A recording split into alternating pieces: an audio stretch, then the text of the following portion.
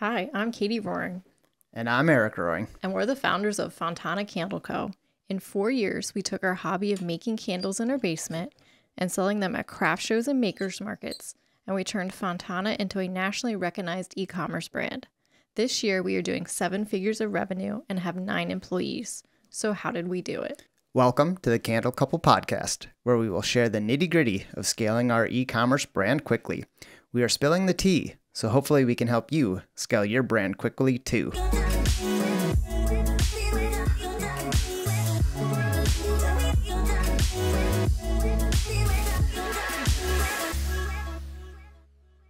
Welcome to episode 6, Scaling Marketing. This is going to be a big one. This one's your favorite. I'm actually nervous about this one. This is your expertise.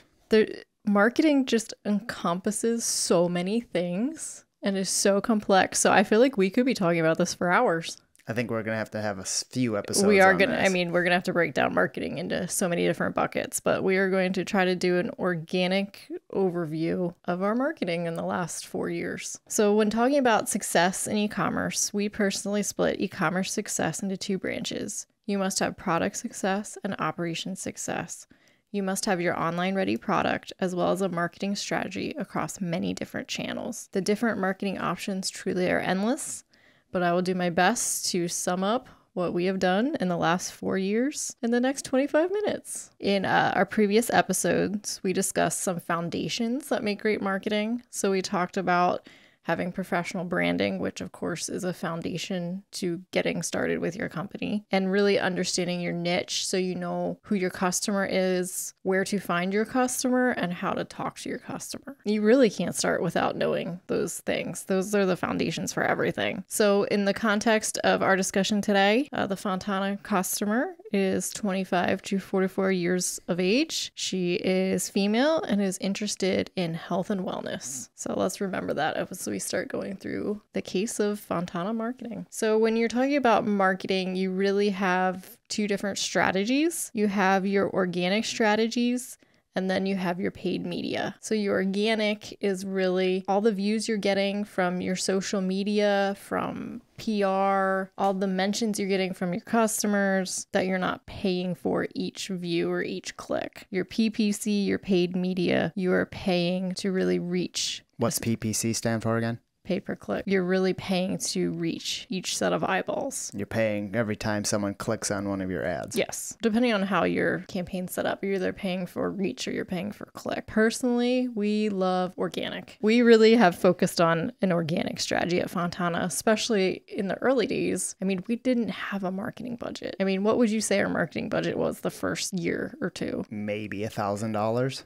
Yes. And that included like entrance fees to shows. We did not have a lot of money to play with, No. like most makers don't. No. You're not doing a pay-per-click Facebook ad campaign with thousands of dollars. Well, and I think too that's important to understand because advertising, the region that you're looking to advertise. If you're a local maker selling at makers markets, you don't need a national campaign. Well, no, and depending on how you have your e-commerce store set up, you could be eating a lot of shipping costs that you can't afford to eat. So it really just depends on how your business is structured. But I think knowing that we started with an organic strategy, you have to be good at marketing, but I do think there is a little bit of luck involved. You never know who's going to pick up your product, who's going to share your product. If you get a large influencer to share it, and influencers typically want a decent amount of money per post, but every once in a while you get a big one that just shares you. We have organic strategies and we have paid media Media. strategies. Email marketing is huge for us right now. We love email marketing because in the last 5 years, we have gathered close to 30,000 emails and we own that list. And that's a big important thing because even if we had video, which we own, it's posted on sites that You're relying on an algorithm for Right. eyeballs to see it. where our email list we own Yes. is ours and we control. Yes, Right. exactly. That is an owned asset of Fontana. In email marketing, really being able to segment your customers is golden. When you're starting out, you probably don't have a big enough list, A, to do that, and B, the software that is required to start segmenting your customer lists are very expensive. So I would say if you're just starting out, Try to collect emails. Get as many email consents as possible in your niche. If you can make a goal to email them every other week, once a week, just make a goal to make really high quality, consistent content. And I guess one of the good ways of getting email addresses is when we do our videos or whatever, our call to action can be subscribe with an email, not necessarily buy something. We do incentivize you to add your email to our homepage and get 15% off your first order. Right. So there's something that they get. Yes, we do give an incentive. Give that email, you're going to get a discount on your first order. A lot of people, if you don't give high quality, meaningful content to your list,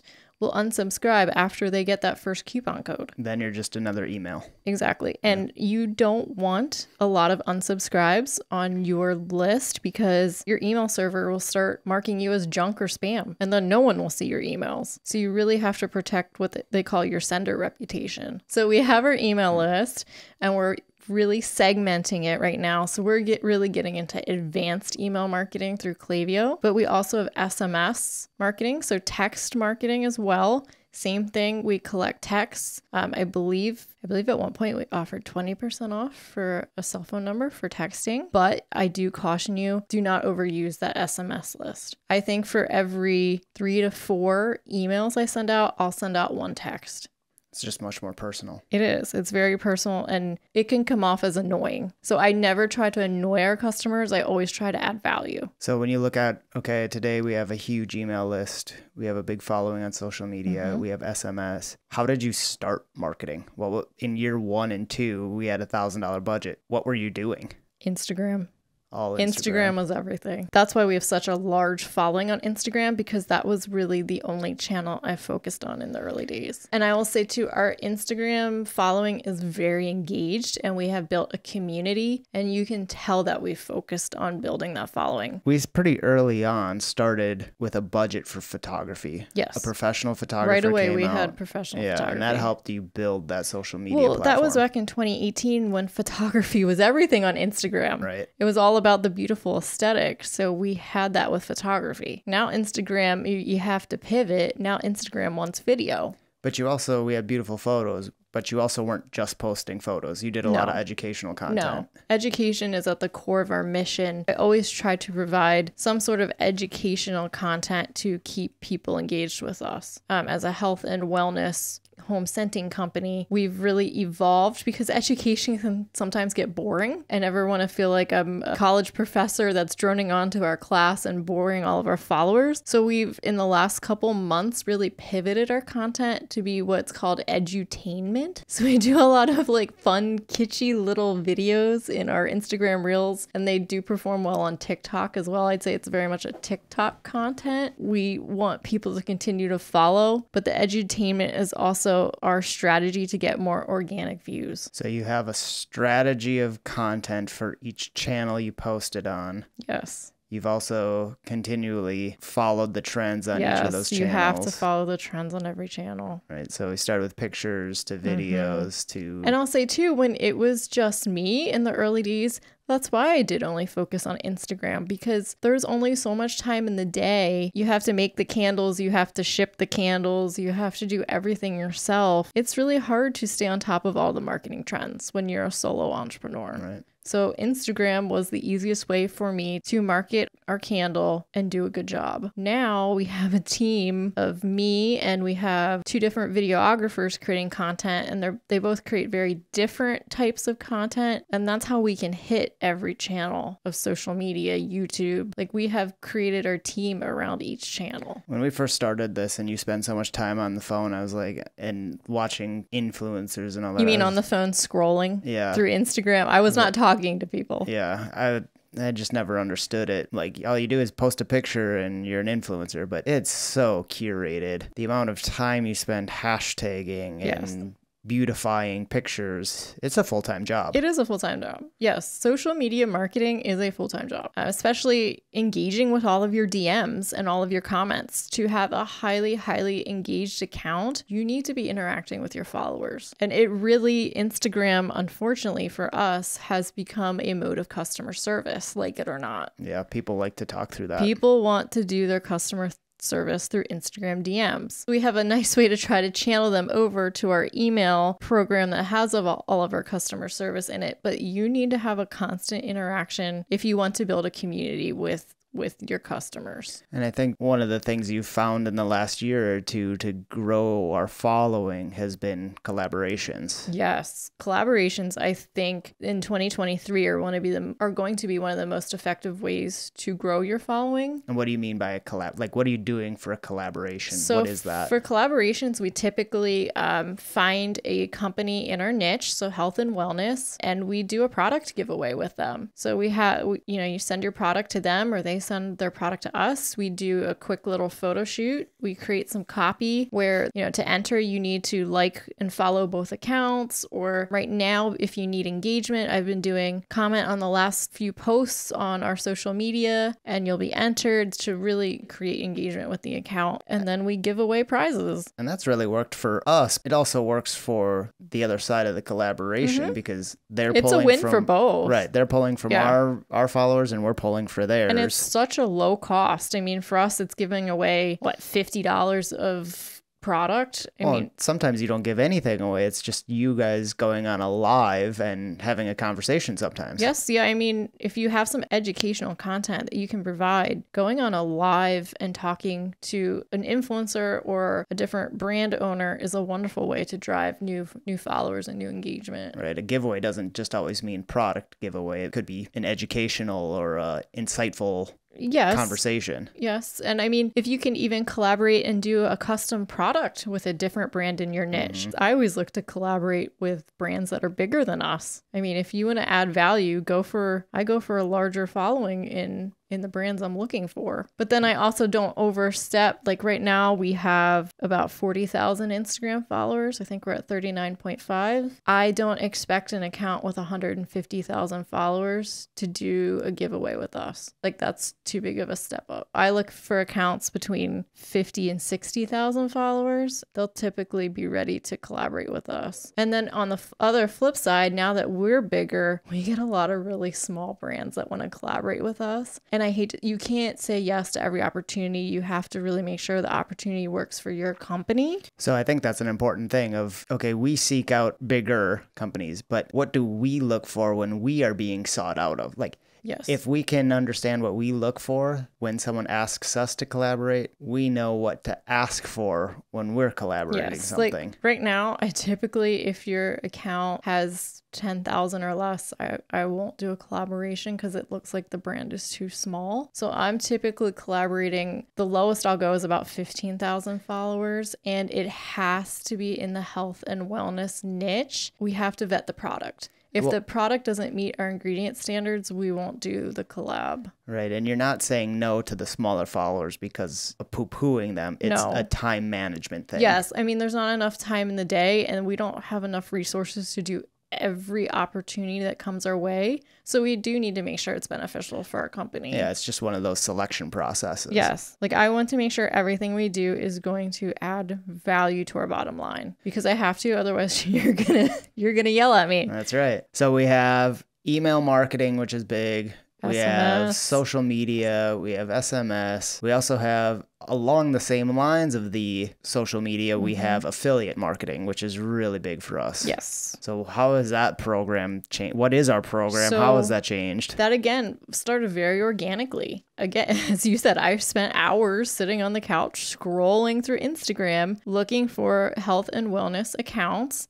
And in the early days, whenever I stumbled across, I wouldn't say an influencer, but someone talking about health and wellness that had a decent following, I would DM them and ask if they wanted to try our candle. I would explain the product, explain how we're different than everyone else, and just say, hey, can I send you some to try? And I did that a lot in the first 2 years. You gave a lot of product away. I gave away a lot of product, and I would say that was probably one of our secrets to success. That really solidified. I found the key accounts that turned into big health and wellness influencers, and I sort of started the relationship with them early on. In one of our earlier episodes, we talked about finding our niche. We know what our niche is, and that really helped you guide your selection of your affiliates. So then we looked for the leaders in that niche. Right. Who are the leaders in that niche? And then go after them. Right. So who was our biggest first affiliate that we had success with? There's two that really stand out in my mind. There was a doctor who I followed for a long time, and she actually helped me heal from an illness that I had. And I just reached out to her, and I never thought she had a huge following. And I said, hey, like, you really helped me in my health journey, and I'm so grateful for you, and I would love to send you a candle. And she actually wrote back and was like, oh my gosh, I would love that. So she loved our candle, and she's one of our biggest affiliates to this day. I mean, we solidified the relationship with her. We pay her commission, and she drives us a ton of business. And I think it's very important to call out again that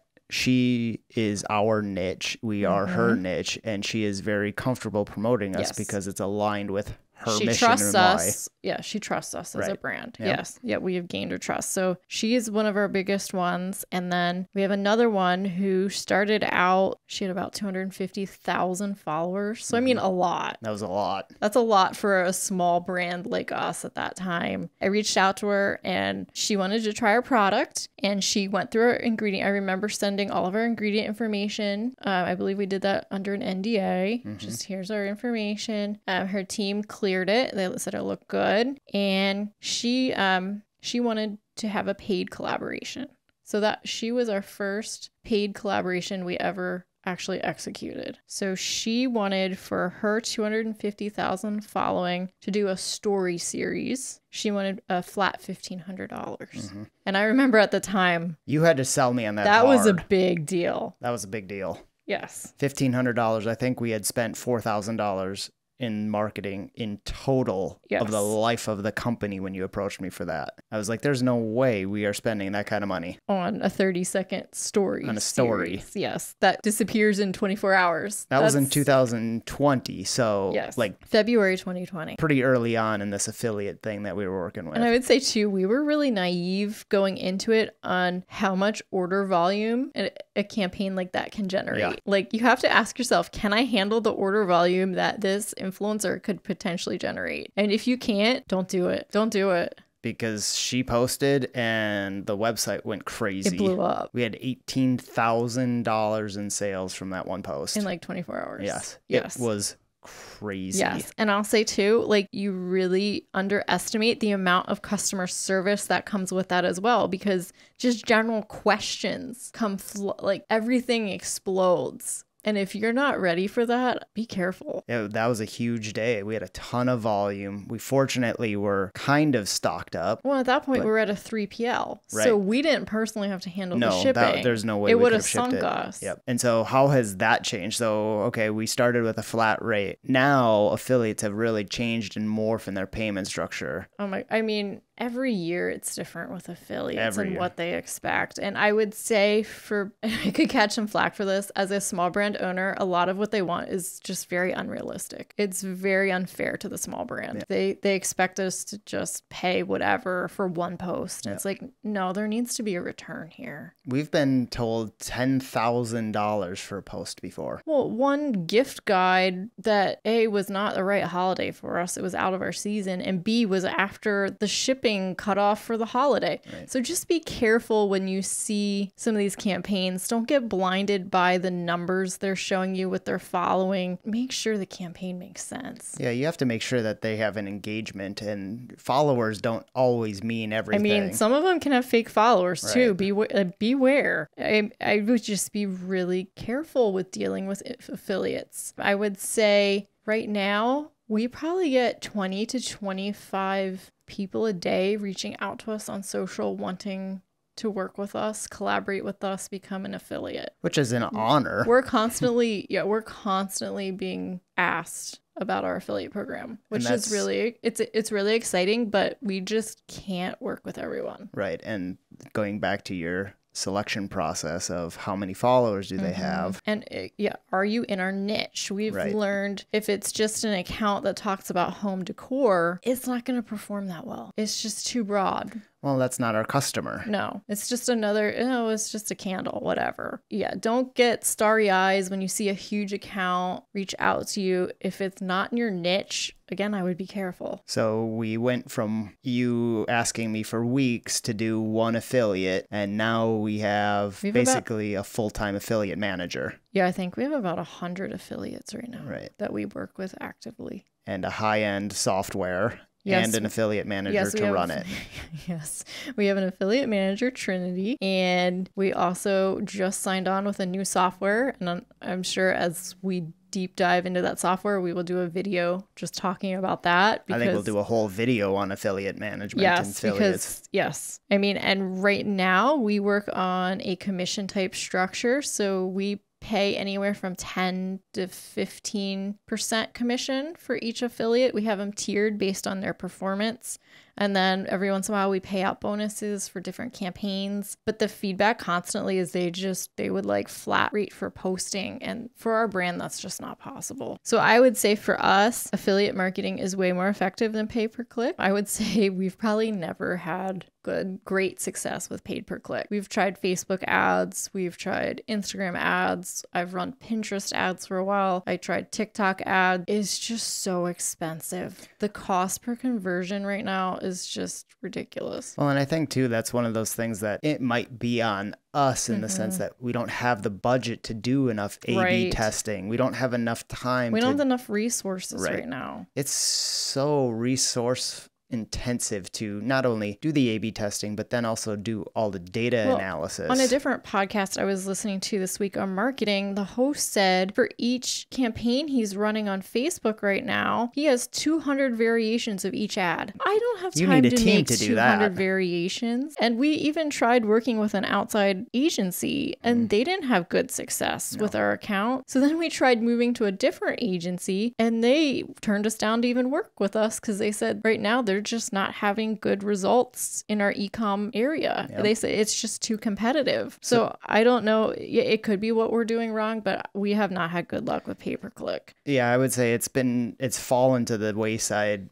because it's expensive, because we don't have the time to dedicate to it, because we haven't had great success with it to date, and we've had great success with other avenues that we've allowed it to fall away. But I would say when sales dip, I do turn it back on. Yeah. Like I have it on right now. Yeah, I noticed. When we went to that ad agency, they were in charge of our pay-per-click, but they were also in charge of our SEO. And we learned a lot from them about SEO, which is search engine optimization. Yes. And search engine optimization, I would say you must get an expert in it. Unless you have time to really, it's a science. So unless you have time to really deep dive into SEO and how to do it, get some help. We hired an agency and they explained to us SEO is really a long-term play. So if you need short-term sales, you need a sale right now, don't put your resources into it. But if you're willing to wait 6 to 9 months for it to pay off, I would definitely invest in SEO. And I think that's something, so like you said, it's a science, but it's also an ever-changing science, right? It is. I mean, Google's always crawling your website and that's indexing it. Yeah. And we should probably get someone to look at our website again for that because it's been a while. And I mean, we know our top searches are like non-toxic candles, best non-toxic candles, best natural candles. And with the SEO team that we had, we were ranking organically. We were not paying for ads. We were ranking on #1 page on Google. Right. So in my mind, that expense was worth it. Yeah, I would agree. That one was also painful for me because it was like $1,000 a month for them to do SEO. And we did it for like 6 months. Yeah.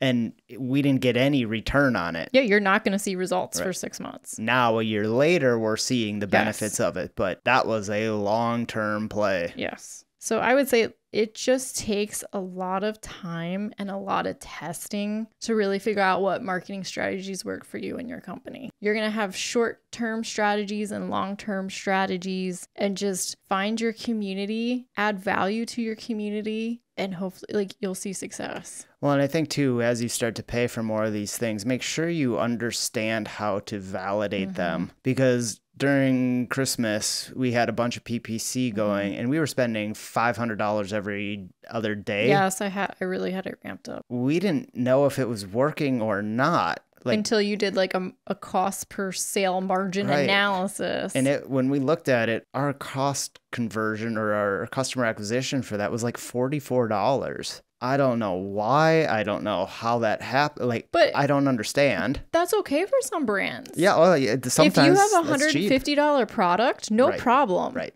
This is where you really have to understand what you're looking at. Exactly. Because if each candle was $1,000, a $44 would be easy cheap. But when we have a $65 sale, $45 customer acquisition is painful. But then, like, you always want an immediate return. You also have to look at it as what was the lifetime value of this customer gained. Yes. And you don't look at that. And we need to start doing that. That is something we need to look at doing. I feel like you always learn about marketing, and it always changes your strategy slightly. Always. As you learn more. Yep. So this year, we're really going to deep dive into lifetime value of our customers.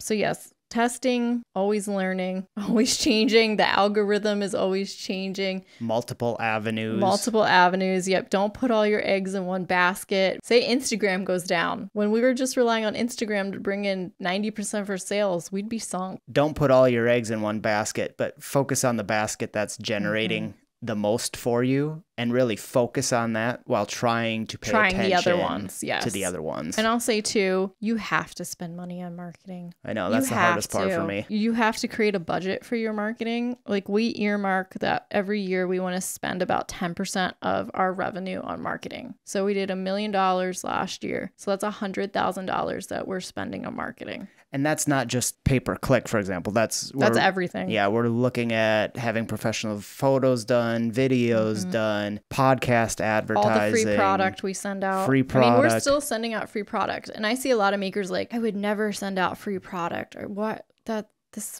No, send out free product. Yes. Like, that put us on the map.